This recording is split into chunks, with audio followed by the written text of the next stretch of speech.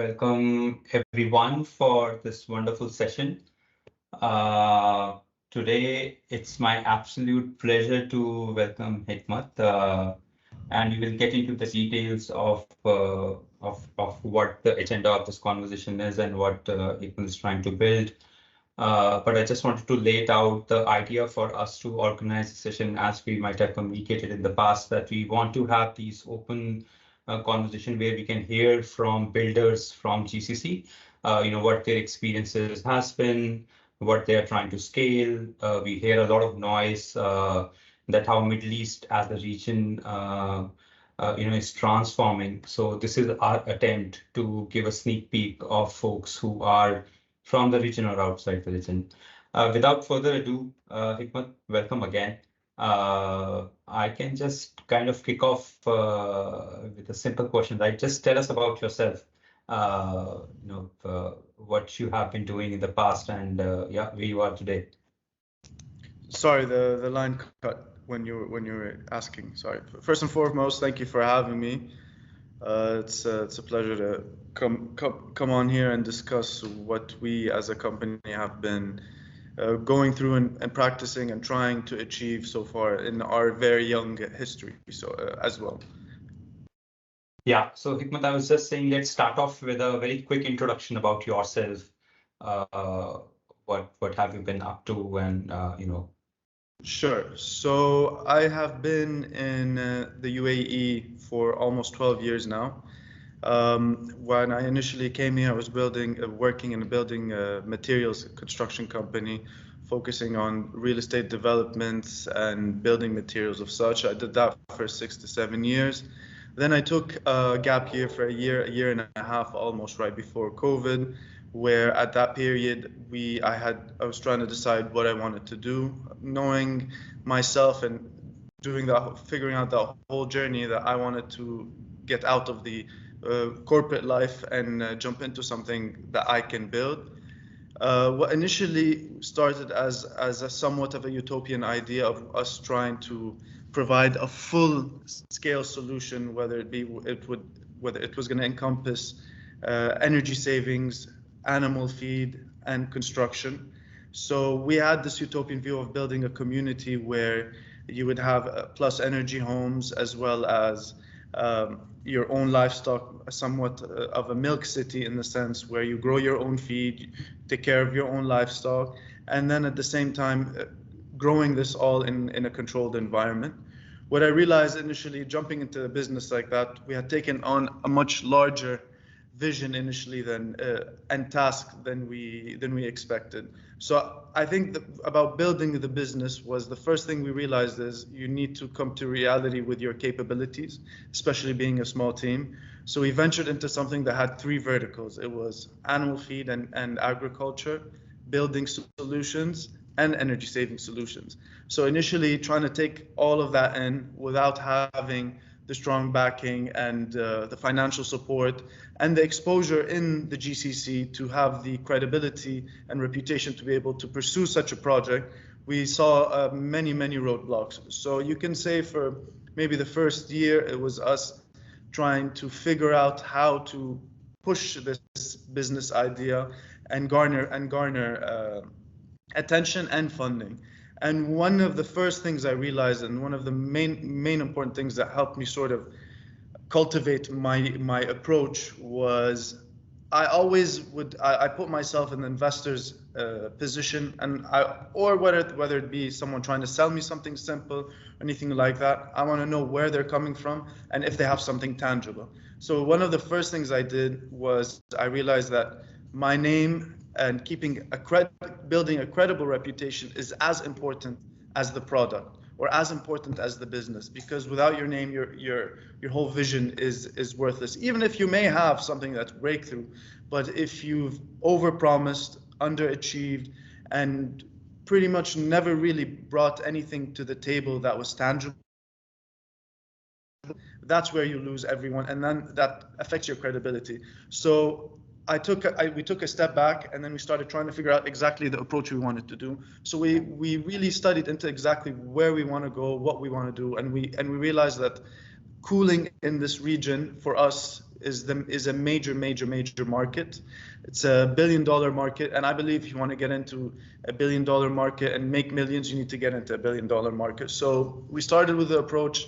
To be very frank with you, we rebranded the business 2 to 3 times. I think, but the most important step that we did was actually take a step and set up the company and set up all of these aspects of the business, because it's always the first step that's the most difficult. And one of the things that we realized, and I realized in specific, was it's okay to set something up and for it to change, whether it be the direction of the business, the direction of the product, because when you start, that's when you start really experiencing and sort of understanding the market that you're in and what's needed in the industry and the ecosystem that you're trying to penetrate. So that was one of the things that we did. So there was a shift for almost a year and a half of trying to figure out the business, focusing on the product, the first initial product and solution we want to launch. I think it goes the same whether it be a service, whether it be a product, anything of such. You need to have one specific beta version of the product that you need to push first, because without that you don't have credible steps forward. So you need to get those steps forward. So we took a step back and we started building the product that we wanted to focus on, which was in the HVAC industry. We have our own IP in hardware and software. It's an energy saving solution where we transform old aging assets and new assets to have better energy performance. We digitalize the asset and we focus on carbon offsets and things of such. So that in itself took maybe a year and a half for us to really figure out the direction that we wanted to. And the most important thing is for me during that process was being patient and being resilient and squeezing yourself, whether it be financially, time, and being frugal as much as possible, especially with the funds that you have, to ensure that you're able to present something, whether it be at the beta version, that can deliver something that's going to garner attention or really understand the market that you're tapping in. I think this is great. So, and Hikmat, just to unpack things over here a little, right, for all of us. I do understand that what you are building and the name of your venture is Nesfer Q. It's kind of a clean tech venture where you have figured out your proprietary product that understands the emissions in the current legacy systems, and because of this product, it comes in and kind of optimizes the way machine operates. So first question, like how did you get clarity of undertaking a capex heavy roadmap for building your venture? Because it's quite unusual, right? Like taking this route, especially in the market, which is still in the early days. We are not in Europe, we are not in US, where the ecosystem are still developed. So please help us understand that part. Yeah, so we as a family have an industrial background. We had UPVC extrusion manufacturing facilities, and there's always the biggest issue that we've ever faced was energy, cooling, and the biggest bill that you had was energy consumption bills, and you'd always worry about downtime of all of your cooling. So anything to do with manufacturing of any sorts is always cooling. And when you come to the GCC specifically, these countries pretty much can't run if there is no cooling. So there's always been a huge gap. And we started to do our market study in the region about all of the service contracting companies that do all the maintenance work for the chillers, for the package units, for all of this. And then we really saw that there's a huge void in the sense that you have these aging assets that have been bought 20 years ago, and you have management in all of these companies, whether they be 3- and 4-star hotels, businesses that own these hotels, manufacturing facilities, all of them, no one wants to put this extra capex. And funnily enough, everyone's spending almost on average $200 to $250, if not more, per ton of refrigeration for pure maintenance, and this goes without repairs. So the retrofit market, when we started looking at it, was such a huge market in the sense that it was untouched. Everything that was done was people would remove and replace pieces without improving the existing asset. And no one really likes buying new capex, especially if your business isn't generating as much revenue. No one really wants to have a negative year, and then it's important to note that when you have management in all of these companies, everyone cares about their bonuses at the end of the year. When they care about the bonuses at the end of the year, no one wants to have that loss or that huge add of asset to it, which is going to depreciate. So even from a C-suite level management, they avoid that because that affects them directly. So that's one of the things we started realizing and tried to tackle. So what we decided to do is we decided to develop our own software and hardware, which pretty much gives us, it's a new control system where we go and to these clients and we provide them a solution where we take on the initial capex of the implementation of our solution on their existing assets. Initially, we're focusing on chillers. And from there, we share the savings. So no one wants to put that initial capex, and no one really wants to buy new assets. So we're coming in, we're revitalizing these assets because now we have full control. We understand when there's going to be downtime. We know what needs to be changed. Even the site visits from the maintenance teams are going to be cheaper because they know exactly what's going on because of the digitalization. So this field in itself is really big, but already in the region there's ESCO contracts where people come in, they take over, let's say, a mall in Abu Dhabi's energy consumption, and they do the same thing, but no one is reusing the existing assets. And right. In this field there haven't been a lot of really big innovations or progression in this industry. So what we wanted to tackle is we wanted to go through the circular economy, and that's sort of the ethos of the name of our company, Next Solutions from Existing Resources, meaning that we want to be able to reuse what's already existing and revitalize them, bring them back to life. And by doing so, you're adding another 15 to 20 years on these assets instead of buying something new. So especially that in this capex heavy industry, you're finding a niche, a solution where people don't need to spend all of that money. So that was one of the main things we want to focus on. And we built our business around having low overheads. In the sense, we are a solution provider. The only thing we truly developed is the hardware design, our source code, and the whole engineering side to it. However, what we did, and I think that's what's helping us keep a low cost, is we were able to use all other peripheral items, meaning whether it be VFDs, expansion valves, pipes, wires, all of that. We can use any of these. So that gives us more flexibility in working on any project. We're not tied to a single brand. We're not tied to a single type of item. So yeah. In today's world, you need to be as dynamic as possible and be able to cater to everyone of your clients, so you cover a larger scale of clients. Yeah, no, perfect. So I think a couple of interesting points that you just mentioned. First part, we understand that when it comes to HVAC, our industry, it's approximately, I was checking the number, for the new setup, new capex, it's approximately $2 billion. If you have to enter into the maintenance, it's a $4 billion in a country that only hosts 10 million people, right? Around 9 to 10 million people. Yeah, we do understand that weather conditions are different, so the consumption of power is also higher compared to other GDP, per capita if you compare other parts of the world.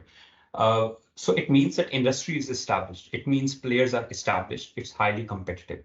So question is, how to go about and convincing the management or prospective clients, new or the new ones who are trying to establish greenfield projects and not look at someone like Siemens or someone like other big boys who are already in the market and playing at that level. How do you go about convincing or persuading them? So that is very, very important. So that's one of the roadblocks we faced initially when we're doing our market studies, trying to show what we're doing. It goes back to the main point and sort of the core of any business venture I take is having something that you can quantify and measure. Having something tangible, whether it be a better version. You can, as great of a salesman anyone can be, you can always sell a deck, but you're selling a deck for that moment. And the momentum from that selling of an idea dies down. You want to be able to convert on the pitch that you make. You want to be able to convert on the solution that you're saying that you're going to provide. So the main thing for us that we focused on is, before pursuing everything, is making sure you have a better version where someone can come and see, be like, come, I'll give you a better project fully on our cost. We will take care of all the costs, implementation, everything, and then you come and you measure. You can bring your instruments, you can do whatever you want, but at the end of the day, you need to have leverage, especially someone that's not established. You need to have leverage over all the other companies. One, seamless installation of your solution, and seamless communication with the other company. You have to make their lives easy. No one wants to deal with someone, especially if someone they don't have a rapport with, and build a new rapport, if it's going to be difficult. So making their lives easy is extremely important, in the sense of telling them yes, being flexible in what we can do, what we can deliver, and having at least a better version of your product that they can come and measure. They can bring their experts and they can come and see. I think those are the two real main focal points about starting a new business. And people forget, everyone likes the idea of pumping up numbers, throwing out valuations, talking about potential, but in the end, if you want to grow something sustainable and something that's going to see to see the real fruit of your labor, you need to have something tangible, even if it's a service, whatever it may be. So those are the two main factors that were very instrumental for us. Makes sense. I think despite whatever the industry sector or the product or service you're selling, that customer centricity pays phenomenally is what I'm hearing. Now moving on to, I think you used a phrase which is profit sharing, or in the sense of the product enables or oozes out so much of confidence that someone who's using this hardware and software can see the benefits right away, which also gives you as a founder the confidence that, hey, we are not looking for any upfront or fixed fee. Rather, we are taking on the capex and we are also sharing the profits. I think that's pretty amazing. Obviously, it is all correlated to whether the product is able to, say, the bill of the electricity at a massive facility is 100. And if this goes it down, I don't know what the numbers are. Maybe you can help us also understand the scale of savings and how does that math work? Sure, yeah. So to give you a little idea, so pretty much in the GCC, almost 99% of chillers, if a little bit plus minus a few percentage, are single speed, which means these chillers turn on and off, and every time they turn on, there's a lot of energy that's consumed. So what we've done is there's something called VRF, variable refrigerant flow. So what we've done something similar to that, where we transform those compressors to variable speed, hence bringing down the consumption. It's range depending on the asset. We've reached up to 70% at some point, and up to even down to 30%. But on average, we've reached around 50% savings, depending on the project. Of course, that ranges. The main aspect of why we wanted to focus on just one point, and just to put into context, how the amount of how much ton of refrigeration there is in the UAE. There's around 3 to 5 million tons of refrigeration. So that's all a market that we can tap into in the region. So that's honestly really big, and they're continuing buying new items.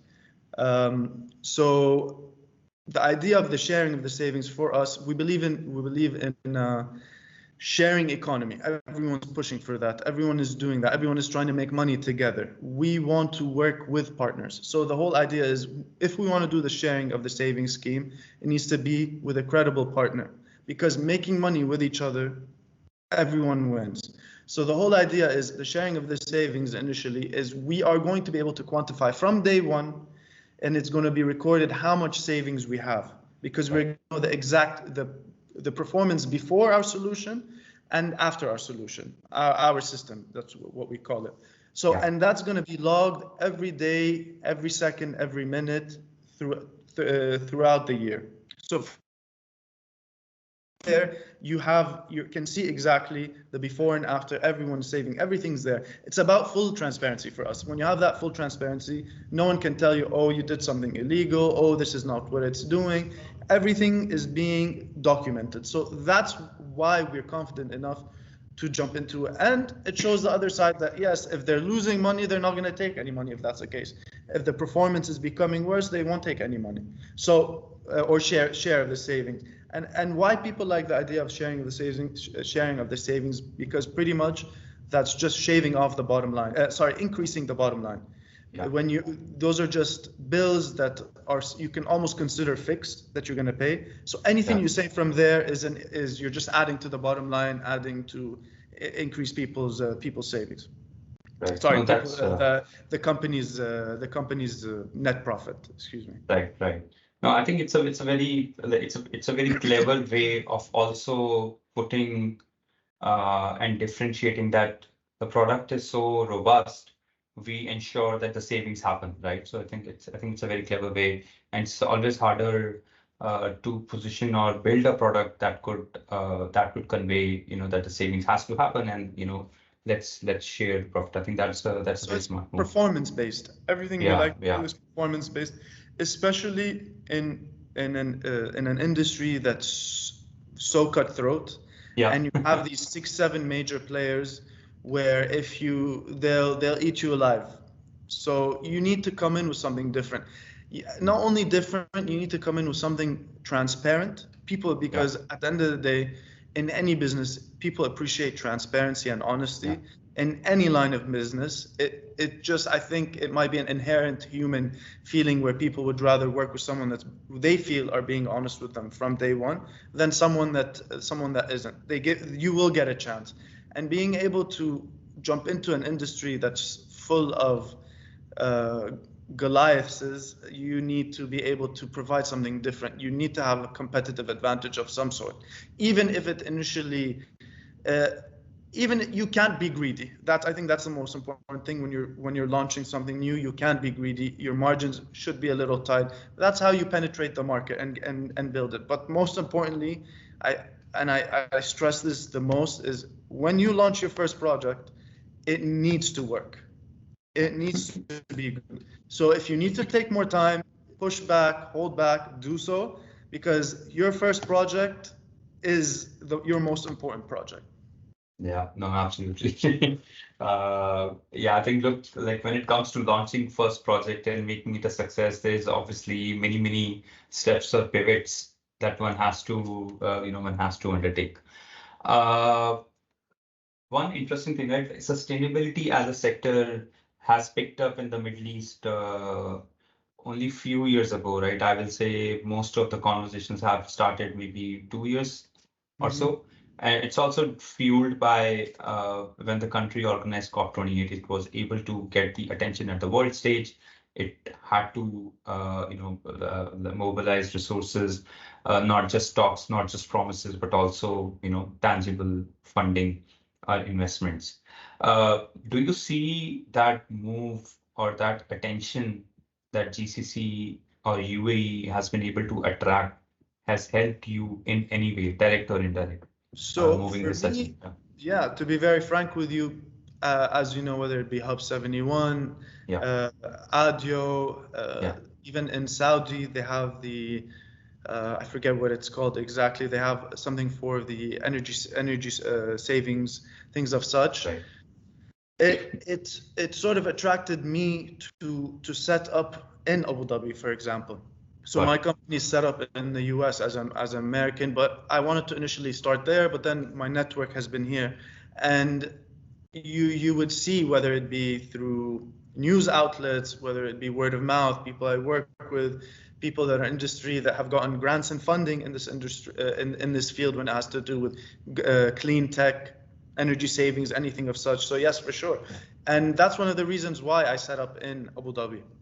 Because they're building an ecosystem that supports you and pushes you to want to do something in this region. And I believe why they're pushing this green sustainability is because it makes economic business sense.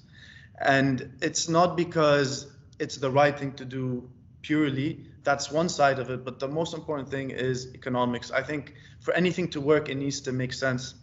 And what people are realizing, it's creating a new sector of business, a market in the business where you're creating new jobs, new businesses, new ideas, and you're saving a lot of money in this. And the same time, when you're able to reduce consumption on all levels. When you reduce consumptions on all levels, you're helping the substations, which help the utility companies, and everything is a trickle down. It's a trickle down economics, as they say.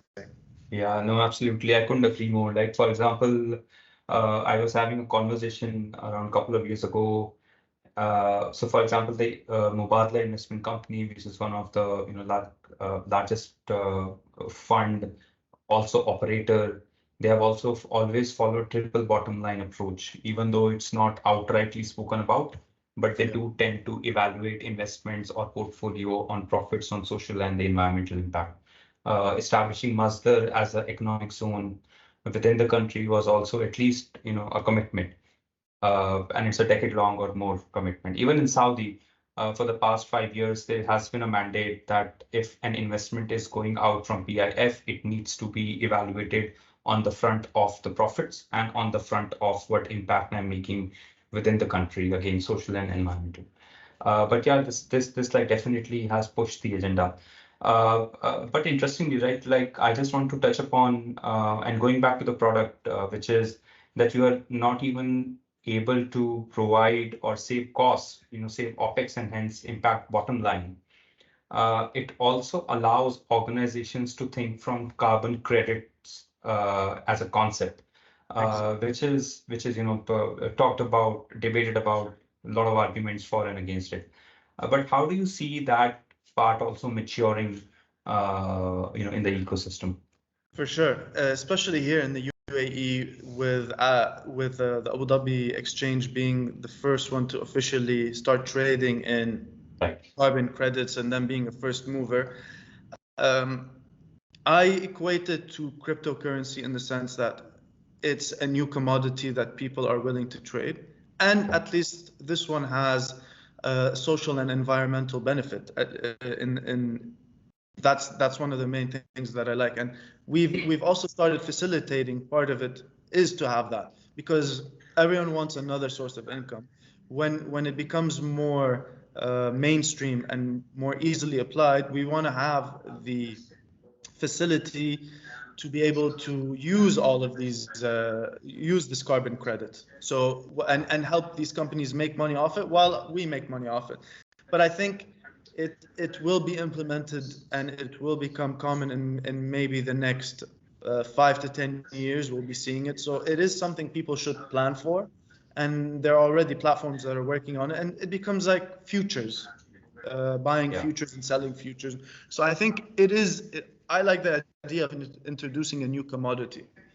Personally, I think it satisfies the economic side for people of them making money while also pushing the green agenda, which is at the end of the day something that needs to be focused on as well. Yeah, no, absolutely. I think the carbon credit is definitely a concept that could harmonize how we evaluate or look at the emissions coming from hard to abate or not too hard to abate industries. Gives them a level playing field and also gives them a chance to, yes, we are committed and we can kind of move towards a sustainability, venture. Now moving on, I do understand that that Nesfer Q is a fairly technical product.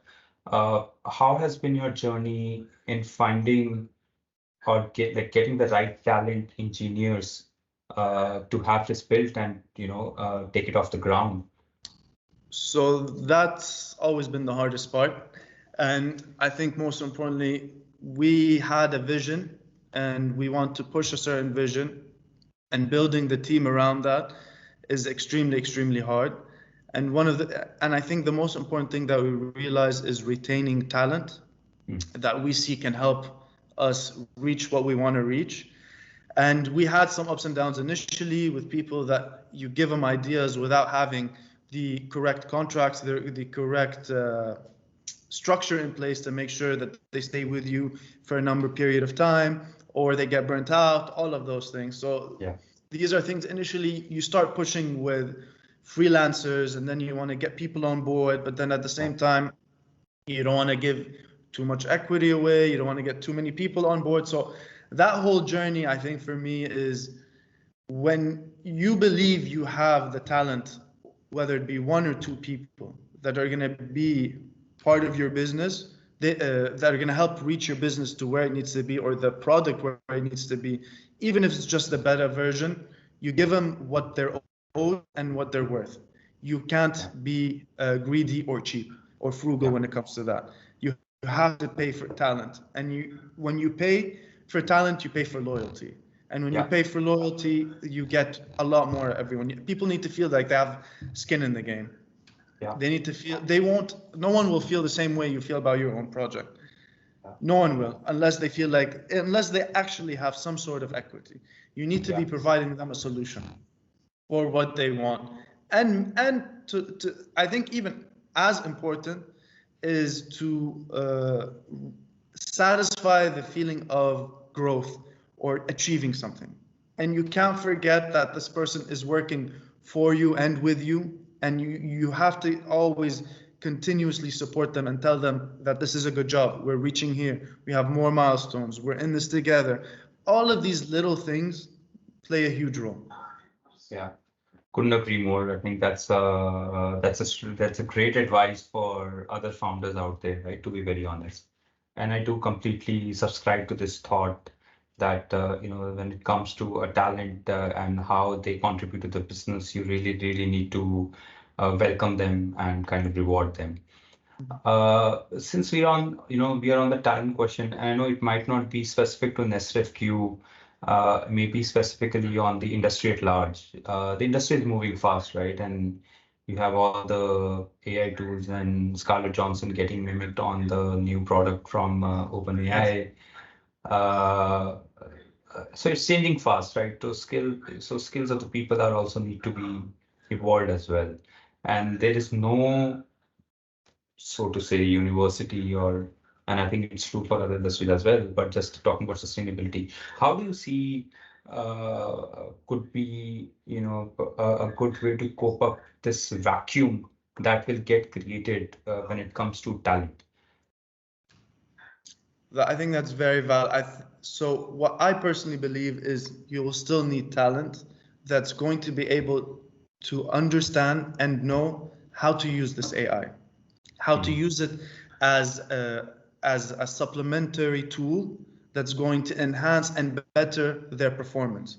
Because at the end of the day, at least for me, I believe we're humans, and you need to be able to be in contact with humans to a certain degree. That's going to get you right away.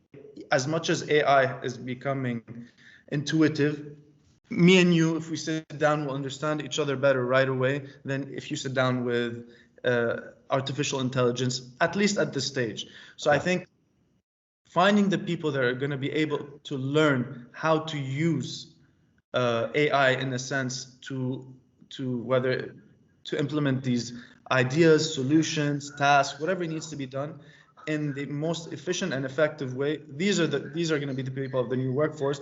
And I equate it to people that were software engineers during the internet boom. So people are always scared of the idea of what AI can do, but the internet did the same thing maybe 20, 30 years ago.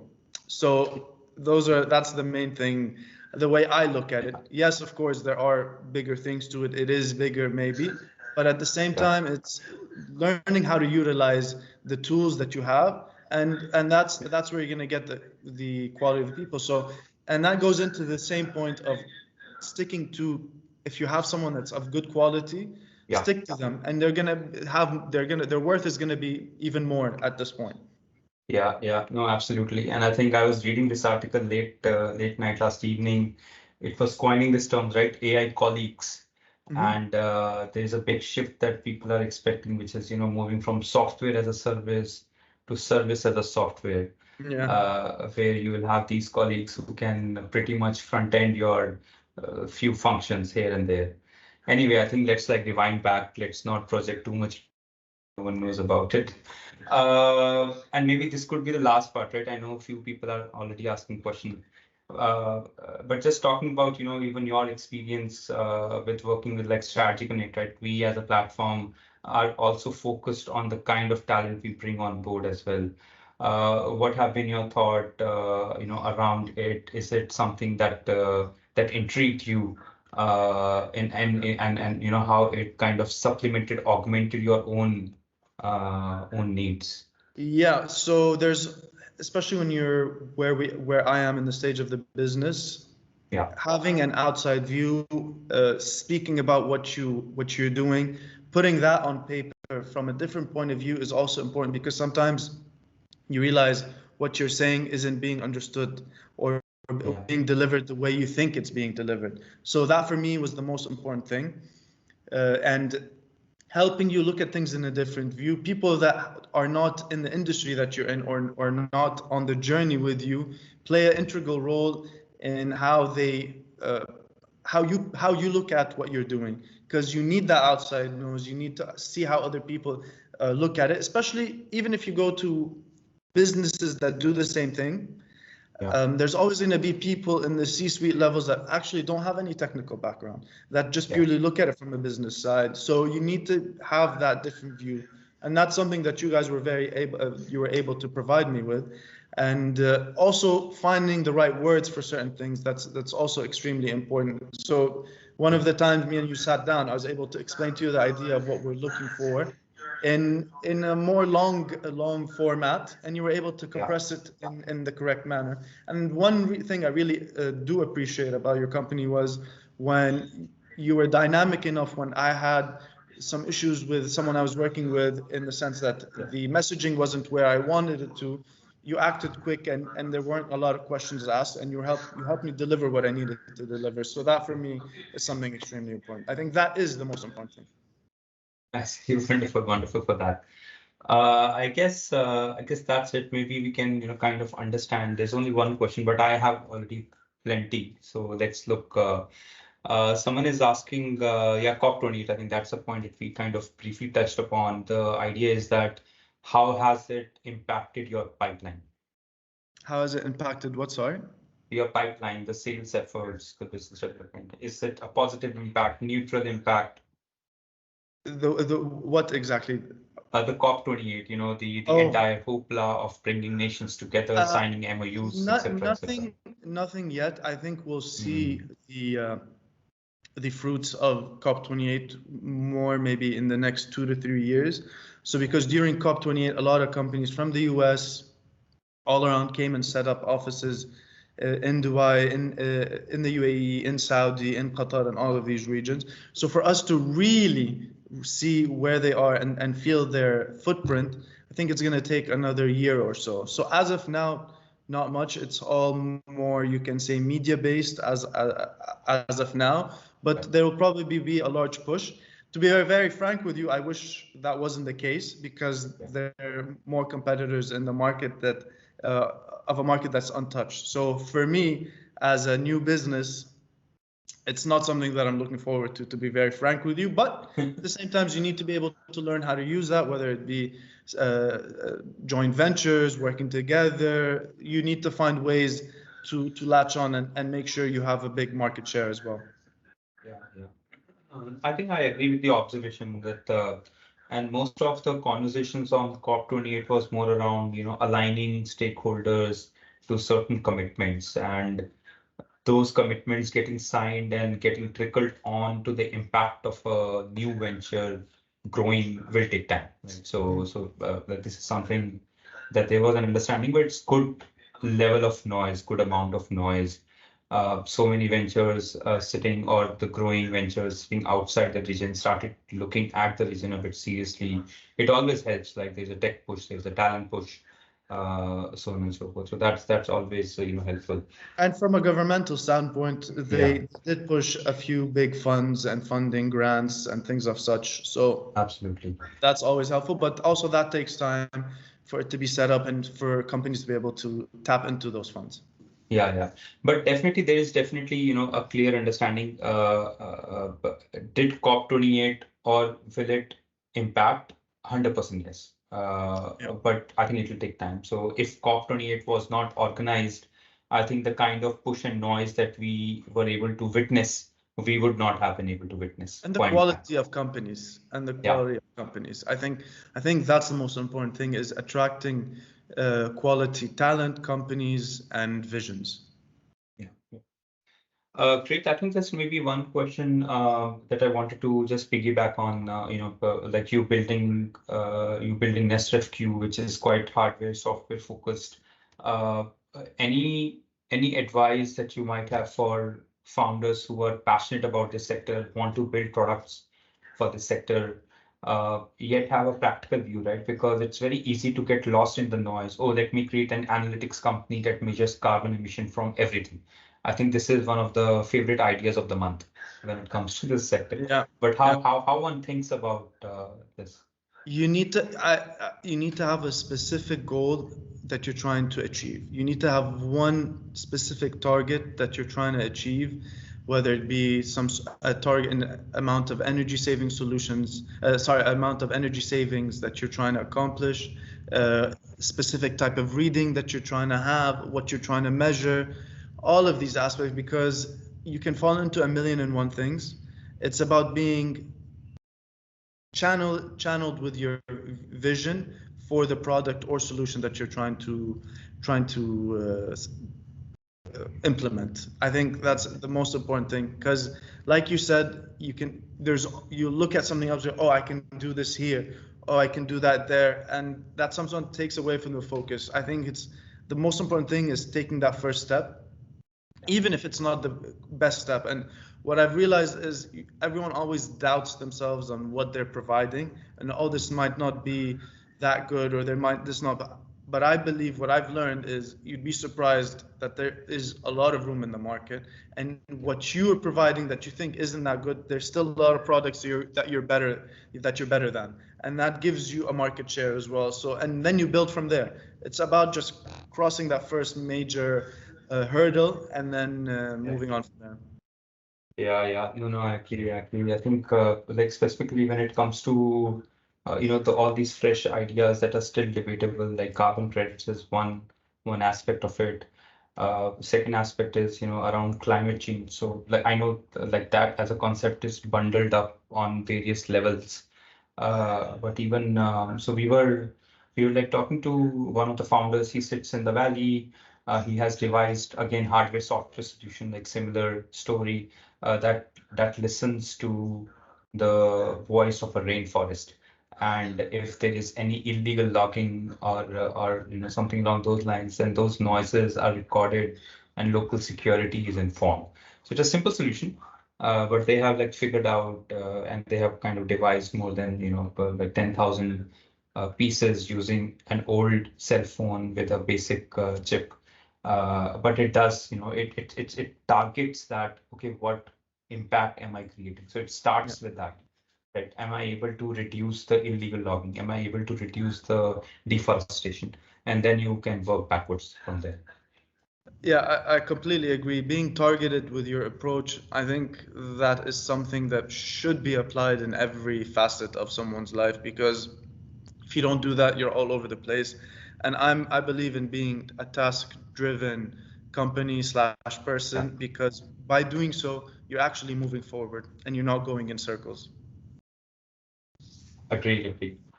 I don't know if anyone wants to ask any other questions, but I guess this is a useful session, Hikmat, to be very honest.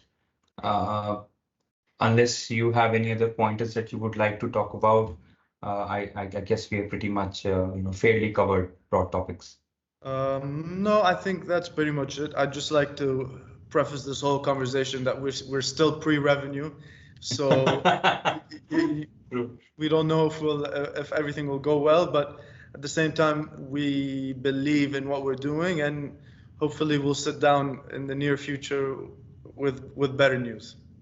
I think you are underselling because at least I have the privilege to know a little bit more information, which is that there are pilots, right? These are meaningful pilots.